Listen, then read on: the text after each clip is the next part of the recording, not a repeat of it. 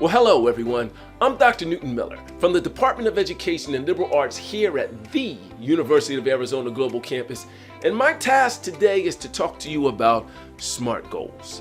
Well, SMART goals are actually a system, and the system is used to turn our ideas and our intentions into achievable actions. You see, SMART is an acronym, and the acronym defines or describes the system where your goals have to be specific and measurable and attainable and relevant and time-bound. And the reason why SMART goals work is because when you are specific about what it is you need to get done, and you have defined what finished looks like, and you've determined what it's going to take for you to actually accomplish the task within an allotted amount of time, then you're a whole lot more likely to actually finish the task. So here's an example for you. Suppose your goal is to successfully complete all your coursework. Great goal, right? Well, let's apply the SMART system to it and see how that goal sounds after we apply each step. So the first step is to be specific. In other words, break that goal down.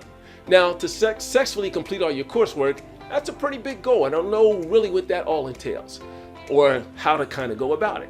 So my first step, specific, maybe I could change that goal and say, I want to successfully complete all of my weekly assignments. See the difference? Then I need to make it measurable. In other words, how will I know I'm accomplishing what I just said I would do? Well, it'll sound maybe something like this. I want to successfully complete all of my weekly assignments by creating a checklist so that I can ensure that all the rubric requirements are included in each assignment and that I can submit them on or before the original due date. That's something you can measure, right? So now that I know what I want to do and what I want to measure, I need to identify the adjustments that I need to make so that I can actually achieve the things that I'm trying to do. So my goal now may sound like this. I will successfully complete all my weekly assignments by checking all the rubric criteria and submitting those assignments on or before the due date. And I'm going to achieve that by creating sacred time that I'll earmark just for schoolwork throughout the week. So here we go. I know what I want to do. I know what I want to measure. And I have an idea of what I need to adjust so I can actually get that thing done. Let's take it one more step and make the goal relevant. Now that I know what I need to adjust, let's define what those adjustments are. And your goal may sound like this now.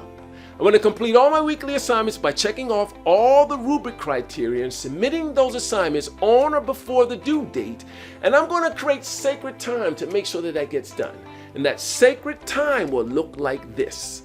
I'll have 1 to 2 hours on Tuesdays and Thursdays and 2 hours on Saturdays and Sundays to be able to devote to my schoolwork.